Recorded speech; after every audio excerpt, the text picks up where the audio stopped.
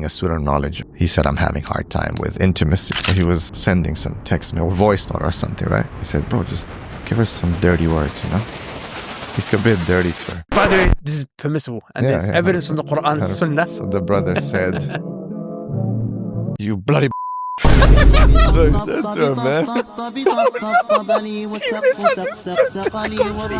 The women of today are like the archers on the day of Uhud. They disobeyed the messenger and they left. Why? Because they were chasing the glamour, the spoils. Most people end up in divorce. Due to his lack of masculine presence, according to her. How would he just flip the switch? I don't know if we're allowed to say this in this podcast. We can bleep it out, if it's too much. I need to share something with you that's been weighing heavy on my heart for a few years. For years, you guys have asked me, is there a real way to make massive, passive wealth without touching riba? And truth be told, I didn't have a good answer for you. Most options available just seem like riba that's been rebranded as halal mortgages. And if the option is halal, then it's usually too risky, too scammy, or too slow.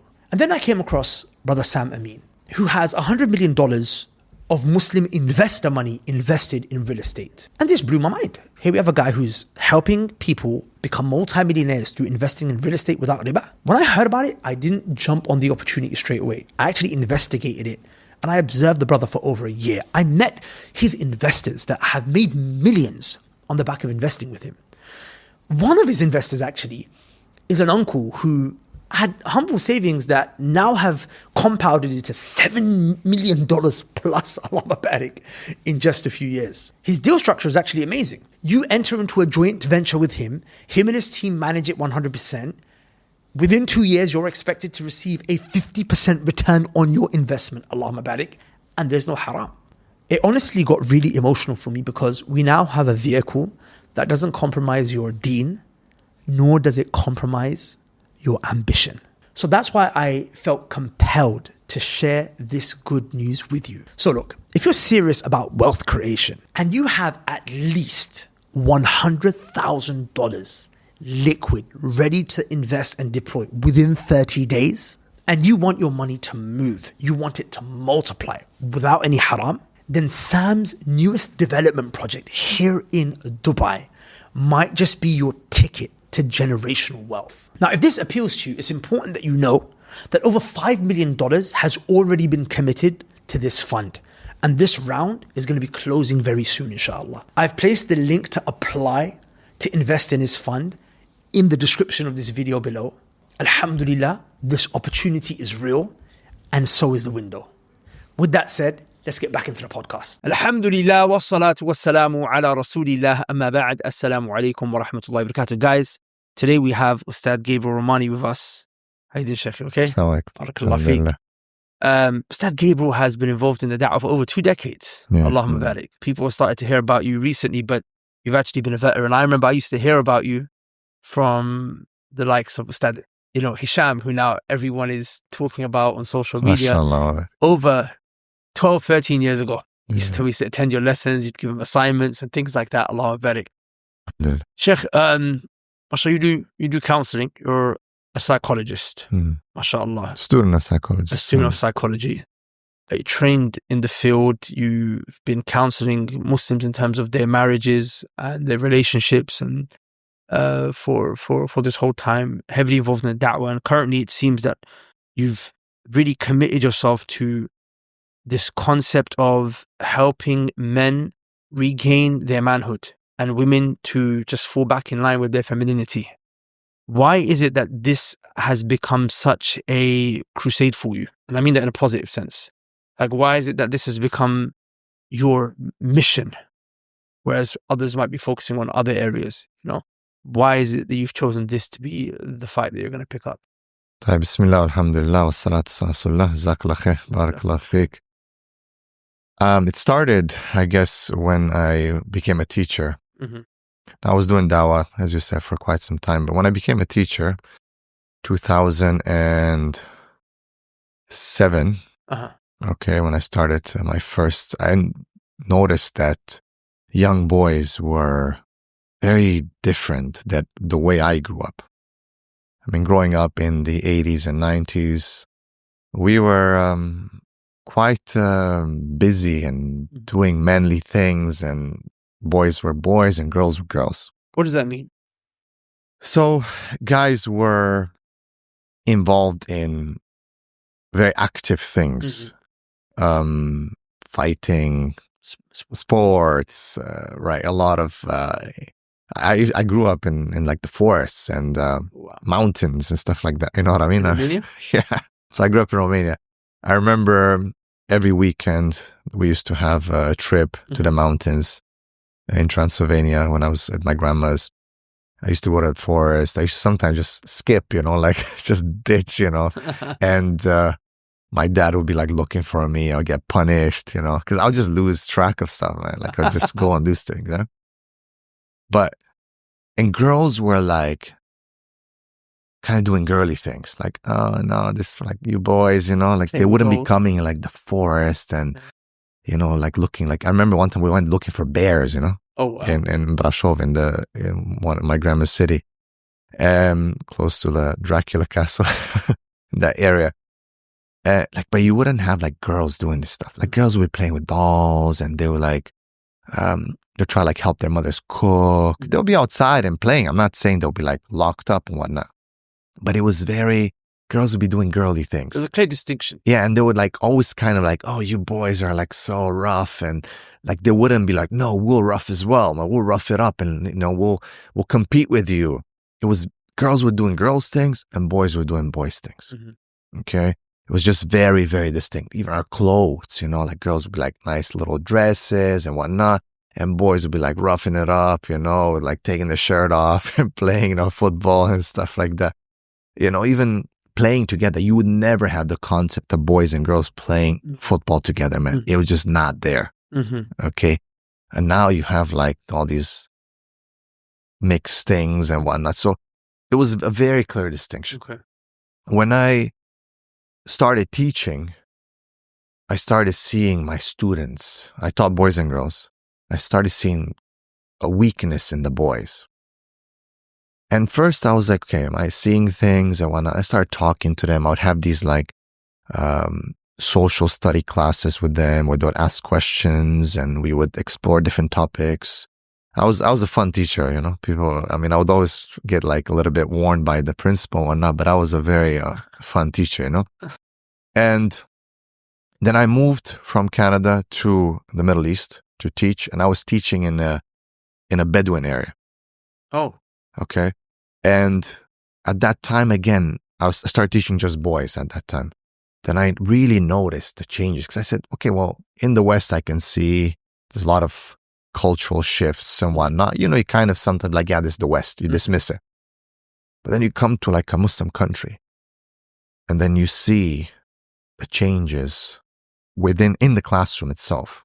For example, what did you see? So, what are these weaknesses in right. that you noticed? So boys would like get very, very emotional. They would cry over things. They would they would not take care of themselves. They didn't know how to like man up. They didn't know how to like deal with problems.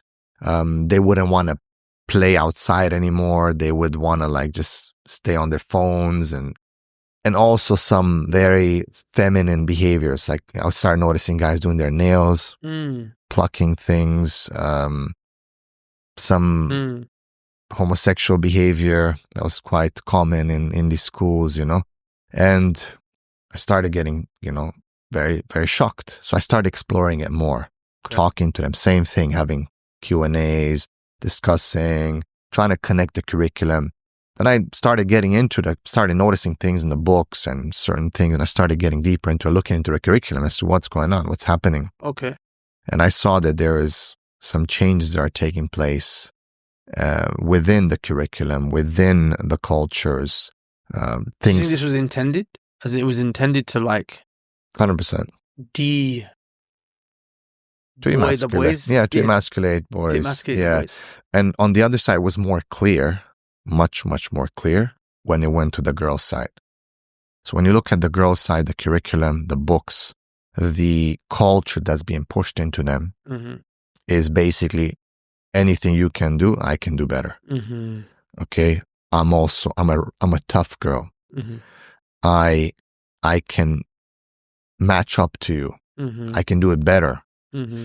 I am strong. If you're a Formula driver, I'll be a Formula driver. If you're an astronaut, I'll be an astronaut. What's fundamentally wrong with that?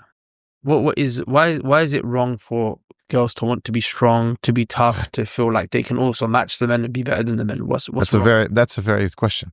So you see, let's analyze a few more things, a few more fields where women are pushed into through propaganda, through commercials, through social media. There's a huge push behind this. For example, MMA fighters, so-called warriors, military, tough, rough, fighting, roughing it out in terms of even speech and behavior, power lifters, wrestlers, mechanics, locomotive engineers, oil drill, attendants. You're talking about things that throughout the centuries, they've always been occupied by men. Always. Okay. I know people might come, but in this book, you'll find the exception of this. The exceptions are, life doesn't go based on exceptions. Yeah. People need to understand it. Every time people push back and they want to refute the argument, they'll try to bring you an exception or two. Oh, Nusayba was doing this at the time of the Prophet ﷺ. That can easily be refuted as an exception. Easily. The Prophet ﷺ never condoned women to do certain things that men did. 100%. Okay? But you find this phenomena where women have been pushed to take all these traditionally male roles. Now, the argument might be like, yeah, but women can do it and so on. The thing is, though, when you look at the world and all these jobs, all these roles, the role of a warrior, of a general, of a, building, you're talking about the whole world has been built by men, till this moment, till ACs are in the offices. It's always been pretty much built by, you'd have the Marie Curies and, Keller, whatever, Helen Keller and all these. Again, they're exceptions. In overwhelming majority has been built by men. Now it's easy for women to come in when the offices are AC'd and be like, we want our rights. See, opportunity, is not given. It's created. And when women make this argument that we've never had opportunities, now we do, that actually refutes them. Because, you know what I mean, right? I hear what you mean, but I'm just wondering from the angle of the person who's watching this, maybe thinking, but what's the point here? The point is... Because it's, someone may mistake what you're saying to be like, just you're being sour. 100%. Okay, women, all right, cool, men did this great stuff, but now we're also taking advantage of that, and we're it's our time now. I get you. I'm all with you, and I pray that the listeners at least have an open mind and just look at my argument and the evidence. If they want to negate it or they want to deny it, no problem. But just at least listen to it. So my argument is, number one, okay, we live in a time where this new opportunity of women becoming UFC fighters, military personnel, locomotive mechanics and whatever, astronauts and all these things, right? These have been given to them by men. They were not able to create themselves. No matter what they said, that there was this movement and that movement, feminism, and women were on the streets and so on. Bottom line is men allowed that to happen. Women were never able to create these opportunities themselves. We had to create them as men. We had to die for these opportunities, whether it was the world wars or the wars before. Men died afwaja in huge groups for the rights for women to sit in offices today with AC on, okay, and to claim that they're better than men. Forget about equality now. We're not even there now. Now we're like... Interesting, because I remember when the war in Ukraine started in 2019 or 20... Oh, the women dipped, man. The first ones to dip. They dipped. And I remember on Twitter, even there were realizations, there was a tweet I saw from a lady saying, you know what? I understand now why, men are men, basically. And I would 100%. Rather a man defend me and be in front of me fight behind. Okay, let me follow on that with the evidence now, or based on your question. So you see, it's an issue of, as we're Muslim, we say women were just not created for these things.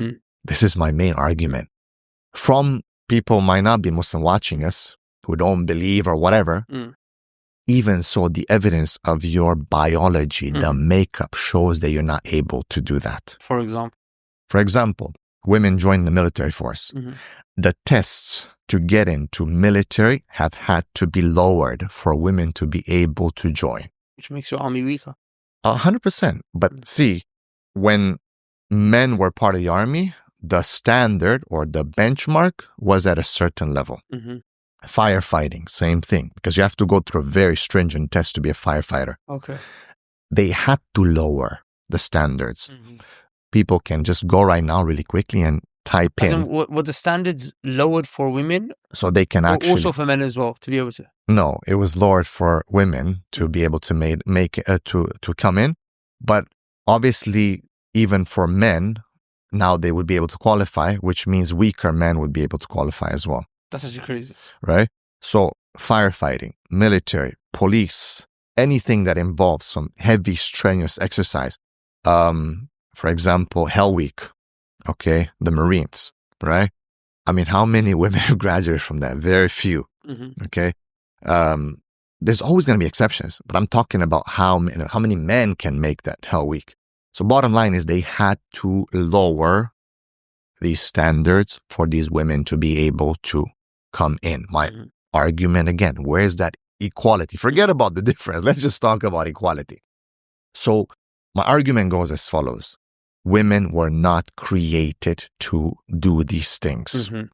Also, I actually remember seeing a clip from Joe Rogan where he's talking about the transsexuals that are being allowed to participate in the female sports, MMA fights. He mentioned that a world-class female MMA fighter would be brutally beaten by an average male 100%. MMA practitioner. 100%. They just don't have the bone density. 100%. They don't have the muscular strength that a man has. So what you're saying is okay.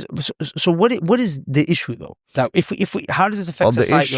It affects society. If we allow women to 100% engage. And by the way, another question I have is that of course there's the physiological implication, right? That when women are put into these situations, physiologically they may not be able to stand up. But what is the psychological effect that this has amongst women in society at a wider level? Right. This is a very deep question. See, I'm going to try my best to navigate because there's so many things to say. So women have been pushed to do these manly things, to come into our world. Let's just say it that way. Okay. Guys, though, they've not been pushed to come into the women's world. A little bit. You find a little bit, but that's because of the weakness. But in general, there's no huge trend for men to become trad wives or something like that. I think it's some southeastern countries, apparently, without mentioning, that trend is. It's you're talking about here, just very, very small things. Okay. It's not overall, you're not going to see anytime soon where women are I definitely see that in the West, for sure. That there isn't a push for men to become feminine at that level the way there is. Not at the level. Exactly. I definitely see that. Yeah. Even anywhere, you won't have a woman happily in huge group as a culture saying to men, hey, stay at home, give me some children. Yeah. You take care of the children. I'll work outside and I'll support you financially while you do your nails and stuff like that. Okay. Or you go to gym and pump your muscles. 100%. And they're not going to kneel down and come with the ring and be like, will you marry me or something? I mean, you might have here and there a few TikToks, videos popping up with some weak garbage like that. Bottom line is you're not going to have, okay? Nor are you going to ever have a man saying to a woman like, it's okay, honey, not tonight. I'm tired. Okay? You know what I mean? True or not? It's just not going to happen, man. Absolutely. So men and women are too. But you see, women now are playing almost a double role. They can oscillate between the feminine and the masculine energy. They're almost like a double agent. While men are not allowed that ability. They're still held accountable to being a man and having to uphold those traditional values in general, such as the Ukraine war. And by the way, with this intergender sports, Trump just signed that that It's not allowed. law that is passing, basically just banning any trans. Yeah, just recently, about 2 weeks ago.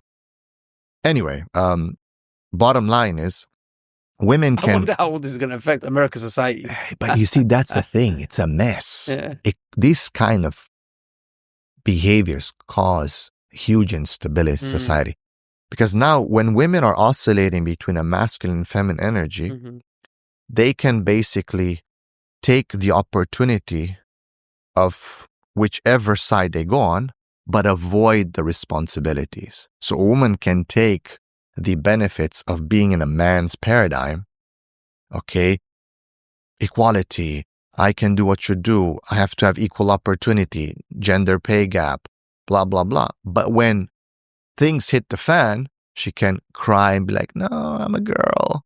And the whole world be like, no, wait, bro, come on, she's a girl, man. Be nice with her, So they can move into their feminine victim energy and then cry, and most men will back off. Or the law will come really hard on them. Yeah.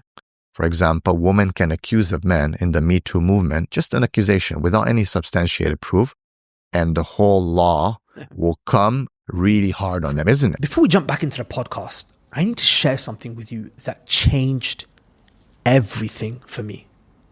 Last year was one of the hardest years of my life. My health was at an all-time low. I had constant fatigue, brain fog, massive weight gain. My marriage, it was the hardest year of my married life. My business, I had setback after setback. Even my salah was suffering due to the lack of khushu' and my seeking knowledge. I was in a terrible place until I sat down with the Muslim entrepreneur coach on this podcast, namely Brother Fawaz. And he made a bold claim. He said, I help Muslim entrepreneurs make 10x more money whilst working 4 times less, at the same time showing them how to thrive in their marriages, in their health, and in their religion. Truth be told, it was a bold claim. I wasn't entirely convinced, but what's a man to do when he's desperate? I needed a solution. So I joined his Live by Design mentorship. And I can swear to you by Allah, it changed everything for me with Allah's permission. I am now making more money than ever before. I am also working less. In fact, I work very few hours, but the Live by Design program has showed me how I can get a week's worth of work done in just a few hours every single day. I feel healthier than ever before. I'm turning up better than ever before. My family is happy with me, and my salah is back. And my seeking of knowledge is thriving with Allah's permission. And just to be clear, I'm not the only one.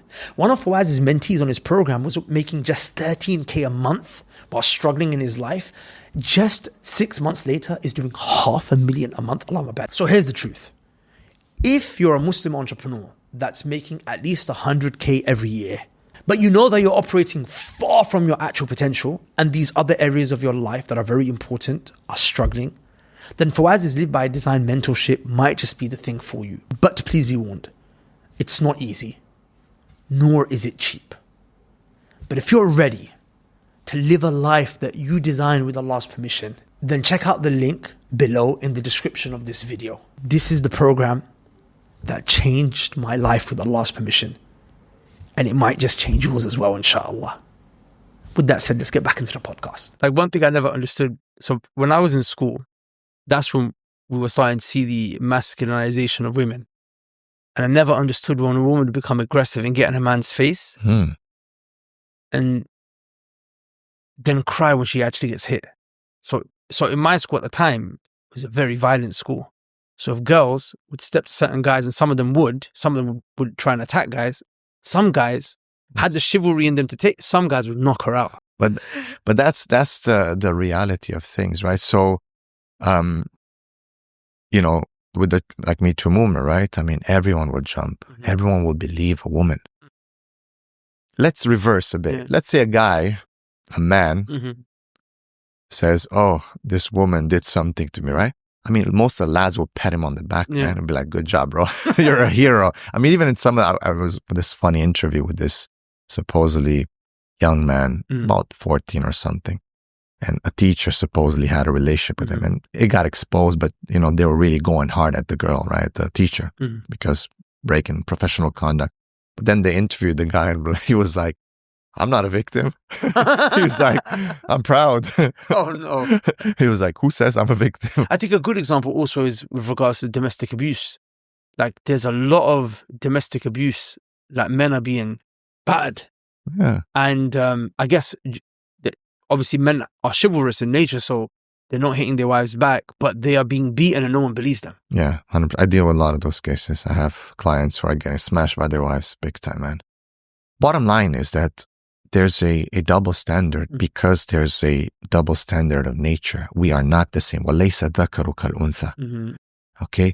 This is what they're trying to break. They're trying to equate the paradigms, and in doing so, they are destroying society. Because it actually changed. There's something called clothed cognition. Meaning when you step in someone's shoes, you start feeling what they feel. So now when women are becoming very masculine, kind of what happened to you, they start now believing almost, feeling. There's neuroplasticity changes. Their brains start changing. And now they start feeling like a man. So now she doesn't see herself as a 5'4", Bangladeshi girl. She sees herself as a dude, as a man. And she doesn't look at you like this guy can knock me out. She gets into your face and be like, what? What? Right? And she doesn't realize though. Do you understand? The only time she's going to realize it when she gets one landed on her and she'll be on her back. And then she'll start, and everyone will come around there and they'll look at you, even though she probably slapped you, scratched you, hit you, but they'll look at you as you're a really bad man. Mm-hmm. But you see, it already violated the whole equality thing, because if you were to be equal, probably everyone would be like, man, Imran, what a nice swing if it would have been a man. It reminds me of a situation, yeah? It was in the UK maybe 2-3 years ago. I was walking through Kingston High Street and there were these two girls. We call them chavs. Are you familiar with the term? Like chavy girls. And they basically were, they were insulting a guy who was walking ahead of them. Mm. Now, I saw this whole scene take place. Mm-hmm. I was the only one who saw the scene take place in front of my eyes, me and my friend. Mm-hmm. Because from the moment it happened, as we came out the shop, the girls walked past us. Mm-hmm. And they were just like mocking this guy, insulting this guy. And as I'm walking, I can see this all unfolding in front of my eyes. Then the woman goes and slaps the guy. Mm. This guy happened to be not well. Mm. Actually happened to be not well. So you know what he did? He turned around and he just grabbed her and threw her. The only thing that everyone else saw was him grabbing and throwing the girl. They were being extremely rude, belligerent, vulgar. He was already not well.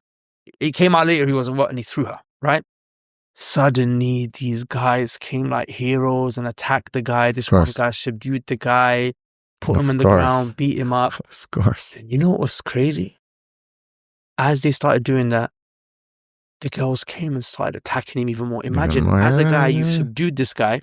They're taking the laptop, smashing him. The girls are doing that. Yeah. And everyone's still holding the guy. Of course. Everyone's still holding the guy. Of course. So I had to be like, yo, back off. Yeah. I said to him, don't touch him. Yeah. Like as in, he's been subdued. At this moment, I'm not taking the guy aside. I'm like, look, listen, he's been subdued. Right? He's been subdued. There's no need for you to attack him. Like he's on the ground and you're smashing his head with a laptop, you know? And then she started crying. She started crying. Whenever that happened, I looked around the scene. I said, you know what? I'm a guy with the beard. Let me get out. Let me just get out. So I took a few steps out. I went to the shop. I wanted to buy a jacket. As I'm as I'm looking through the glass window and I'm buying my jacket, I'm seeing the police come. The police subdues the guy, everything. Of course. Subhanallah. I said, you know what? I don't like the police. I don't like talking to the police. I said, let me just go to them anyway. I said, I just want to let you know, I saw this whole thing unfold from the beginning to the end. Yes, you know, the guy shouldn't have done whatever, but by the way, the woman actually hit him first. Yeah, of course. I said, I saw this whole thing unfold. They're not innocent. Those girls that are not innocent, take them as well. Yeah. That my point was just take them both in. No, he wouldn't. You know what the police officer did? He looked at me. Back off, man. He said, thank you. Yeah, I looked at him and said, whoa. I said, I am your best witness here. No, they don't care. I said, I'm your best witness. He said, he looked at me like this. Thank you. Thank you. Have a good day. Later when it came out, the guy was not well. It's wired into us, okay? It's wired into us that when a woman is in that distress mode, the man will always take a knee and they'll believe. And that's why police will come. A lot of my clients, the women will be attacking their husbands, stabbing them, hitting them with things, and they'll end up taking the guy. Yeah. Like, how dare you defend yourself? Bottom line is, what it goes back to is that there's no equality. People are trying to make equality and they're destroying society. Women are now so masculine. They're playing a double role. They've left their main role, which is affecting now society on a bigger role, such as, I don't want to be a mother now anymore. I don't want to be a wife. I don't want to be feminine. I want to be masculine. I want to be a man. When things don't work out in that, me being a man, then I can switch back to being a bit feminine, but I'm very selective. It's affected women on so many levels to the point that their hormones are affected now. Okay, we have women who are not menstruating properly anymore. We have women who have PCOS, what's called polycystic ovary syndrome. Okay, basically their system is blocked. They're not, they don't imagine, you don't have a menstrual cycle anymore. That's one of the, like, what women have different than men, right? Women are increasingly, I'm talking about increase. I have so many clients. Just today, I was contacted by the imam in my city that he has a case that I need to deal with. The day before, I had a sister in one of the Arab countries. Women are becoming increasingly bisexual because they are manly. So they feel what a man feels. So they're attracted towards the feminine look, right? So I've never had as many cases of like lesbianism, bisexuality, where guys, like, gay guys are there, but it cannot compare to how many women are coming and feel like, I don't know why I'm attracted to women. I'm like, but look at yourself. You're like a man. Ooh. So polarity is always going to cause that attraction. So now you're feeling like a man. If you look at clothing cognition, it changes your brain, the way you feel. Your hormones now, your testosterone levels are high. You are not menstruating more. 70% of women who have same-sex attraction have PCOS.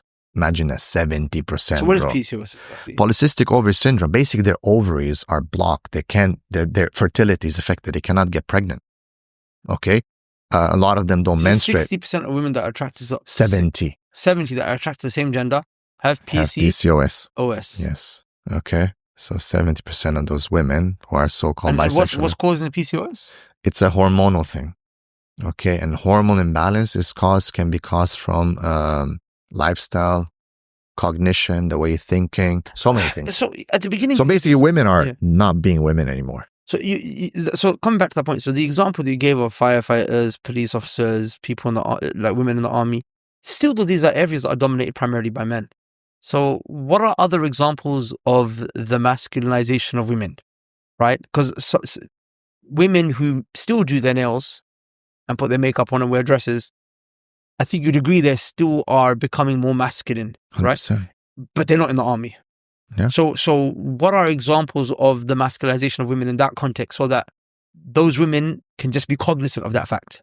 Okay, so for example, being career woman, like, yeah. So chasing career is just a term, but women who are chasing a life goal or a call or a mission. Okay, women have never been driven by mission and conquering and so on. Okay, this was always a man thing. Okay, right?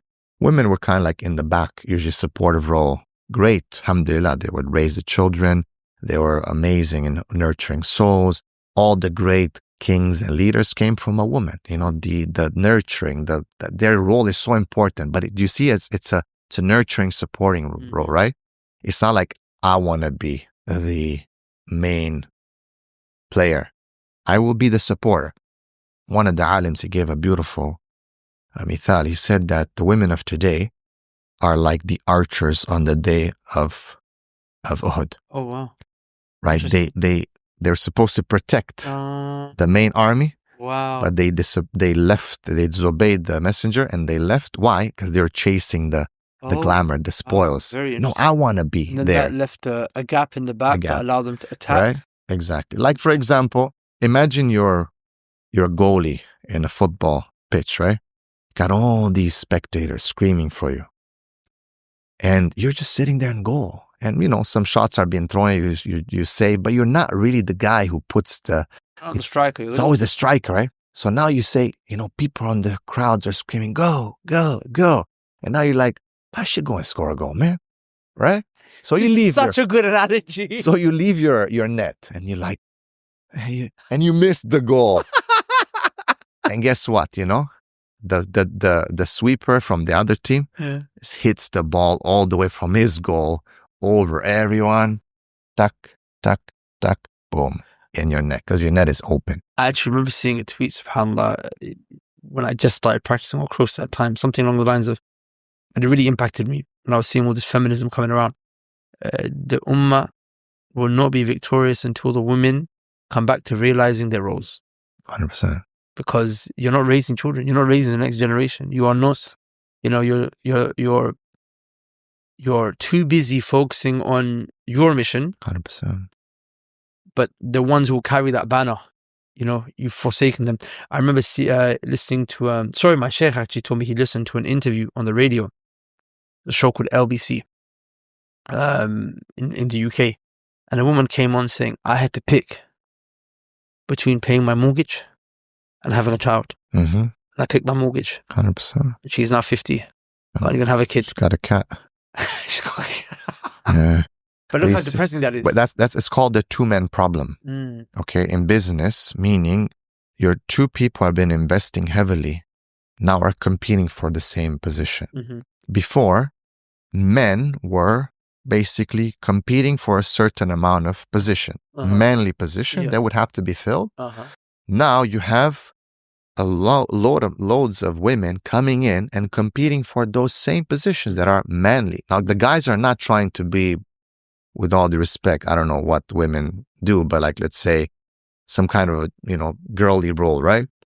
But these women in general, these women are trying to come into competing for the engineer, for the position of business, CEO, teaching, CEO, this and that. So now a lot of the guys have to be, also because of affirmative action, as I said, the numbers have to be, the standard have to be lower. We have to allow a certain amount of women, because if not, we're going to be called sexist and all these policies that are there. Bottom line is a lot of the guys are going to be sidelined. Mm-hmm. Now, these guys have no job, meaning they don't really have a lot to offer in the marriage market. Mm-hmm. Do you see the problem? These women are in the marriage market, maybe not, but they're working. The same one will be screaming, where are the good men? I cannot find a man to take care of me. He's got no job, man. How can he take care of you? You took him out of the job. Mm-hmm. Plus, you are now 20. You sign up for a bachelor's, 24, and a master's, 26, maybe a PhD or an internship, 30, right? 33, 34. You've taken the guy out of the job, by the way. At 35, you're like, oh, snap, man, I want to get married. I'm not happy with this job. I want to quit, blah, blah, blah. I'm 35. Your value has gone super low now. Your reproductive window is very low. And now you're talking to this guy that he's a loser, but you took him out of the job. Plus, you took yourself out of the marriage market in the best times, where guys, let's say we're still looking for marriage at that time, guys were saying there's no women available. I think you reacted to a video a few years ago of a doctor, a Muslim doctor. She's like 30 something and saying, you know what, I realized that there are no men that are good enough and I'm just going to be single. And I remember when we saw your video and obviously you had blurred her face and everything and whatnot, my friend said to me, he said, no, this woman, she pushed herself out of the marriage market. 100%. She's upset because she pushed herself out of the marriage market, like being like a consultant, a senior consultant, was getting paid like a few $100,000s a year. 100%. I mean, the guys that are making more, they don't want you. No, 100%. They're looking for like if you're 32, 33, the guy who's 35, 36 is looking at the 29, 28, 27, 25-year-old, and he's got way more money. Like the guy who you would be into would not be into you. 100%. Do you know what I'm saying? They'll not. Exactly. And the guy who would be into you, you're too good for him. 100%. So you push yourself out of the marriage market. 100%. Not just that, once they push themselves out of the marriage market, because you see, at that age, let's say 20, actually a woman's highest worth is around the age of 23. Okay? While a man's highest worth is at the age of 50. At the age of 50? Yes, 50. Are there studies on this? Yes. Yes, 100%. Is that because of his stability, his economic? Yes, he basically reaches his highest value around that age. And a woman's from what? Like the values basically? Okay, so you see, when you're comparing men and women in terms of value, we cannot equally compare them. These are unequal of comparable value. Yeah. So women in general, they seek a man's stability and his resources. Okay, 100%. While men in general will seek a woman's fertility and beauty. 100%. Yeah. Okay. Her best beauty is around the age of 23. Okay. His best resources, as well as he still looks good around the age of 40 to 50, man. He's taking care of Okay, he's taking it's around 50. Okay. The highest, or the best Miss World, Miss Universe, Miss this is around the age of 21. The best Mr. World, whatever, hence, is around the age of 37, 33, 37. Wow, you see the difference? Yeah, big time. Right? So even when you're looking at good looks, a man is... It's weird, like even just from like a completely like platonic perspective, like as a man, you know, when sometimes you look at a man who's like 40, 45, who's in shape, put together, he always looks better at that age than he did when he was 25, 26. He looks like a little boy in those. That's the thing. Right? Girls are not attracted to boys. They're attracted to men. Men are attracted to girls in general. That's just the way it is. Okay. Interesting. So, that's just kind of how it works. So this has kind of caused so many problems when it comes to the main foundational block of society, which is the family. Okay. Marriage, the family, the way a woman looks at a man. So is this your fundamental point then? Is that this breaking up, this mixing up of masculinity and femininity is fundamentally going to affect marriage, which then will break down society? 100%. It's already doing that. So is that the point here? That's one of the main points, yes, 100%. Okay. And it's affecting family because when a woman is not a woman anymore, or a man is not a man anymore, now you're telling them, okay, come together. People come together, they're totally incompatible. Okay. A woman who's been 35, with all due respect, a lot of them, let's not get into maybe today's discussion, but you know, to reach 35 alone as a woman without having done certain things to yourself, 21st century. You know, it's almost impossible. Now you're told to come with a man, and the man also himself, he's been doing weird things. Now they're put together and they're told their family's culture, whatever, say, work it out. Most people end up in divorce. 52% divorce rate, akhi. 70% of those divorces are now initiated by women. It's insane. Wow. You know what I mean? It's insane. So, and what's the most common reason for them initiating this divorce? Like, what's their claim? What's their issue? Okay. It's very strange. Women will come on, they'll call me, they'll say, Brother Gabriel, I don't know. I don't feel anymore. I don't love him. I'm not attracted to him. That's mad. Now I ask, but sister, is he a good man? He's a good man. Oh, sister, is he providing? He's providing for me. But I said, then what's the problem? I don't know, brother. I just don't feel it. I don't feel the attraction or this. My parents force me. I have the icks of just getting close to him. I can't sleep with him. I can't be touched by him. He annoys me. He frustrates me. You know, it's like, I mean, if you look at a lot of these relationships, it's like putting two men together in one place and tell them to, okay, be intimate and be together, because she's so masculine. She sees him probably even below her, even weaker than her. You know, they tell me he can't take initiative. He doesn't do this. He's a yes ma'am guy, this and that. Like they just don't match. There's incompatibility. Intimacy, a huge thing. Intimacy is a huge thing of incompatibility. How does this mixing of the genders affect in the bedroom? Well, because women are stimulated a bit more psychologically than men. Men are stimulated a bit more visually. And in general, it's quite simple to please a guy. In general, our biology, the way we work, it's quite simple. We're not that difficult when it comes to sex, okay? With women, they're a little bit more difficult. People think it's just a biological factor, it's just some mechanism that you have to push and that's it. No. There's a lot of subconscious and a lot of mental work that's there. So woman, when you ask a guy, what are you attracted to? She has to be, and it's a description of a few physical features, right? For a woman, she'll be like, oh, I don't know. She might have some physical things, but then be like, I don't know, he just makes me feel this way. The way he talks and the way he behaves and the way he looked at me. or the way the way he smells, or something like that, you know, the way he shouted at me, or the way he told me to do this, or the way he then he switched and he was soft with me and he was rough with me, and you know, right? That's kind of like a woman is very complicated, right? So for example, a man, right? With all the respect again, call a man a bad word in real life as well as in the bedroom, he's not going to like it. He's not going to like it. Call a woman a bad word in real life, she's not going to like it. Call her a bad word in the bedroom, she's definitely going to like it. Okay? In general, and I know people are going to be upset, but I can substantiate that with a lot of studies, okay? We can look at Nancy Friday's study in the 60s on female sexuality, a huge, book on this. I can come from many different angles to substantiate, but everyone would know. I'm sure people would be like, yeah, he's right. Okay. I don't know. Women are going to they're going to be upset with this, but we're just different. No, my point is that we're just different. I actually heard an interview from some feminist lady or something like that, or it was a documentary or something talking about why do you allow this to be done to yourself in the bedroom when you don't allow it to be done to you outside the bedroom. I know what you're trying to talk about. Yes, yeah, and it's just something along the lines of, it's fantasy, it's role play, it's a safe space, it's a way for us to kind of let loose. Point being is that it's just your fitra. It's your fitra, man. It's your nature, man. It's your fitra. You want to be submissive. You want to be subdued. Yeah. So look, a man who, for example, is maybe like, forgive me, I don't mean to be crude. I'm generally hoping this could be educational for brothers. I hope so. A man who maybe finds himself coming across less feminine in his day-to-day activity, less masculine in his day-to-day activity with his wife. Can he make up for it in the bedroom by being the, a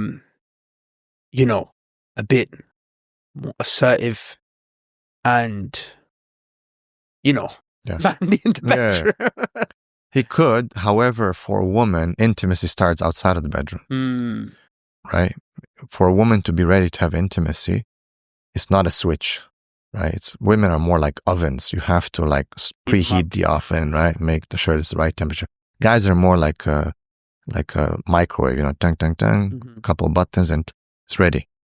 So the woman would have to prepare a little bit. It's very psychological, right? And if they don't feel it, if they're not in the mood, if they've not been prepared, and it could be like literally the whole day. It could be like kind of sending her a text message, you're responding to her, might send a little bit, you might flirt with her a little bit. It gets her going the whole day. Don't expect to go to your wife.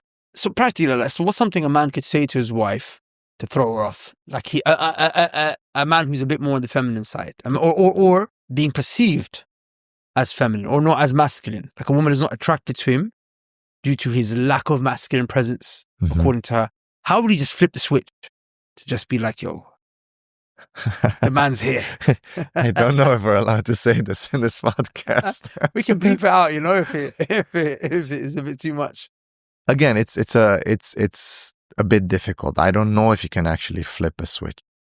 Not flip a switch, but the preheating of the, as in to just basically change. If a guy's watching this saying, listen, I'm that guy that you described, the one whose wife is just losing attraction. She feels the ick when he wants to touch her. Okay, what can I do today to just establish my, myself?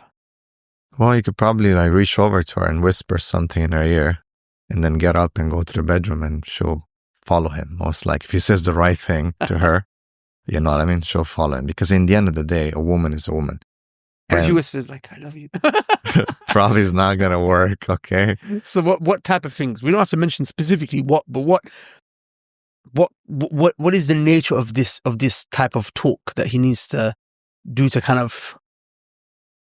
So obviously it has to be something that stimulates her fantasy and her brain, you know what I mean? Like something that he would do to her. And there's certain things that women like to be done. And yes, brothers, it's not what you think it is, that you just kind of go in there and just enter the dragon, okay?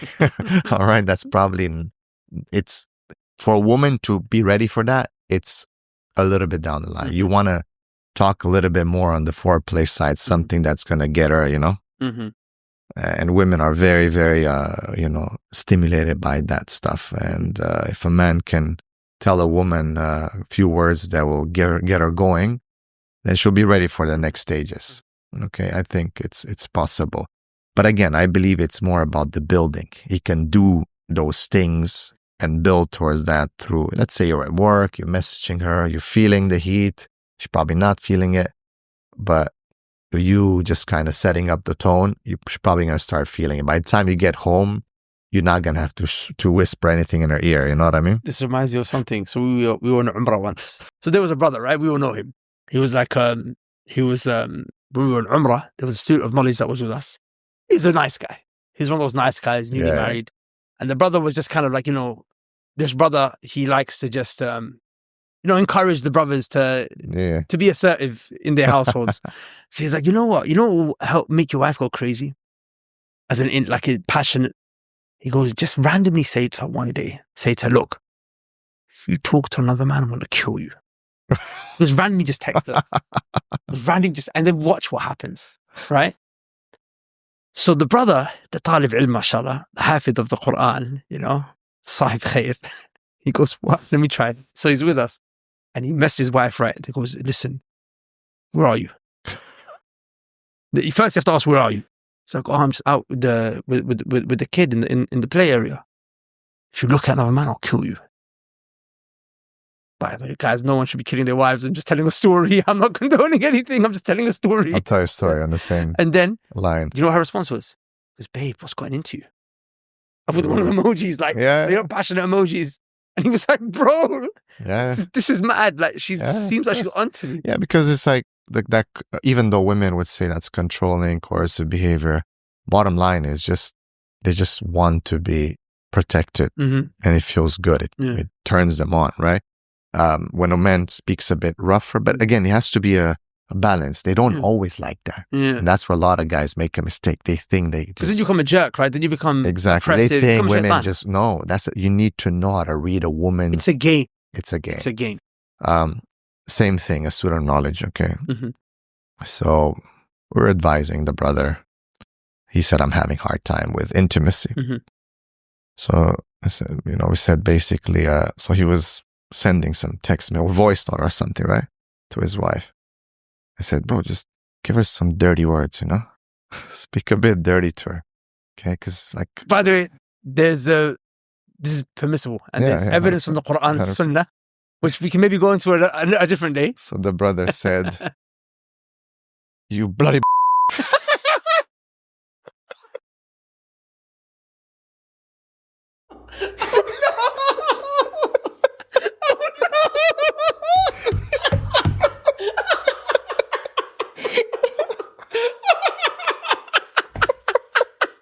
Sorry. Stop. That's what he said to her, man. Oh no! He misunderstood that completely. Oh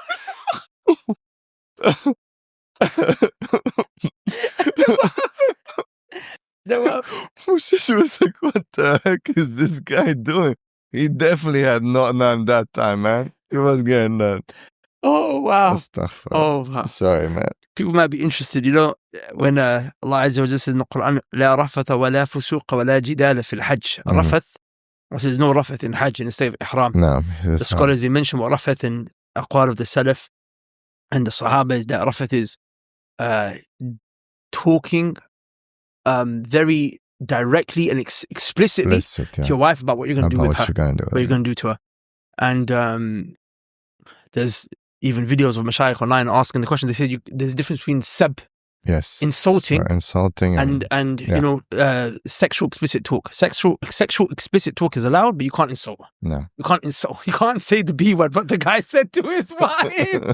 You can't insult her, but you can reference body parts in an explicit way and actions that you're going to do in an explicit way. Yeah, because women are stimulated in that sense. But going back to the main point is that it's affecting that relationship. It's affecting that polarity.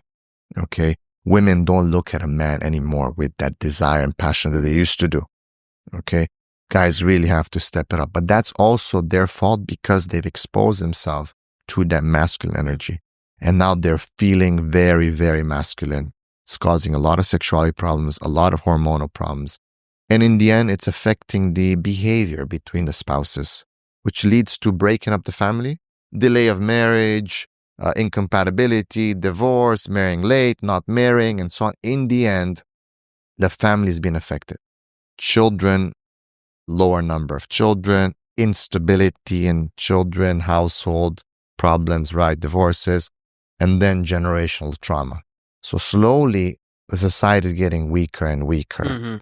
Not to mention some of the other options that are out there with pornography and AI and all the other things that are taking place and are coming up even strong, very, very strong, which is going to destabilize now men and women even more. Okay. No. So you have a program, the Alpha Male Muslim. You go into these issues of Yes. intimacy and how a man can basically be a man with regards to wife. Like, do you how much of this do you discuss in there? Okay, so the program, because it's closed, obviously wouldn't be public. People would have to invest in it to get that information. But basically, we have a course within that program on female psychology and sexuality, which I go deep into these studies connected to the Quran and Sunnah. There's a lot of references in Hadith. Sometimes we read through these things, but we don't see it from that perspective, So, female sexuality, just kind of what we talked about, like why is a woman that stimulated through words, and how can a man use that to his advantage, right? We go into female anatomy for men to understand. With all due respect, a lot of brothers have no clue what a woman is when it comes to the female anatomy. And we go into issues of, certain advice from the Prophet ﷺ, certain performance issues. We tackle the issue of addiction, pornography, how that affects men, how we can reverse that. A lot of men and women have been destabilized and given the wrong information from, one of their first sexual education experiences is with explicit content online, men and women, which is quite different than the real thing. Okay? Extreme. It's like an action movie. A guy's jumping off a building and he's surviving. 100%. He's catching bullets. Superman's catching bullets. 100%. That's fantasy. And getting into a real shootout on the street, right? Stabbing. The same way what you're seeing in those in that filthy material 100%. is just as exaggerated. 100%. So if you think you're gonna do the equivalent of Superman catching a bullet in the bedroom, brother, it's not gonna happen. The problem is though that the expectation that's distorted by viewing that material versus the reality that experienced in the bedroom are so different that it causes that problem. However, because men are the performers, the burden falls on us. The woman be like, what are you doing, bro? She's not going to say, what am I doing? Because the woman doesn't really take accountability on the level, on that field, because she's more of the receiver. But the guy, he can't afford it. And you see, again, the double standards, man. Like, men can't get away with it. They're going to have to man it up and improve it. So we go into some depth. We have the female psychology and sexuality course. We have what's called the intimacy masterclass. And we have what's called the art of the first night. Oh, very nice. Like what to do to prepare. What's the sunnah of the first night? What you could do in terms of so on and so forth. Very good, very good. So I think we'll place the link for that below. And anyone who wants to explore this topic in more depth, they can check that out. There's so much more we wanted to cover. And unfortunately, time's not permitting us. But this is something that I think we're going to do regularly. I think it's something that we really have to put this information out there. Well, like there's so much suffering in relationships. Also, women, some sisters are feminine and they're doing everything right. Yeah, but their husbands are actually just not standing up. We didn't discuss things from that level either. So there's a lot of pain and suffering in marriage, and a lot of it is due to these the conditioning of society before marriage. And, like they say, it takes a village to raise a child. I also believe it takes a village to keep a husband and wife together. 100%. And I think we're going to explore a lot of these topics in the months to come. Wallahi, Sheikh, it's been a pleasure having you here. Barakallah. And it's been a fun podcast. I'm not going to ever be able to get that brother's picture out of my mind. Every student knowledge I see now, I'm going to be thinking, was that you? Joking, astaghfirullah. Khairun, may Allah bless you, Shaykh. Barakallah. People, with that said, check out the Muslim Alpha Male course at the link below.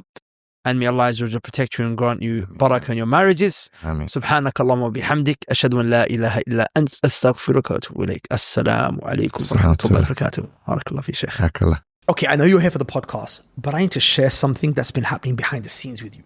So, being in the position that I'm in, I get exposed to a lot of opportunities that most people would live and die never be exposed to.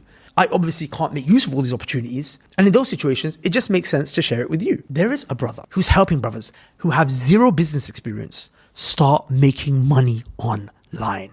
Within 90 days, the overwhelming majority of his students will start making money. He's got a student that secured a $48,000 deal within just 60 days.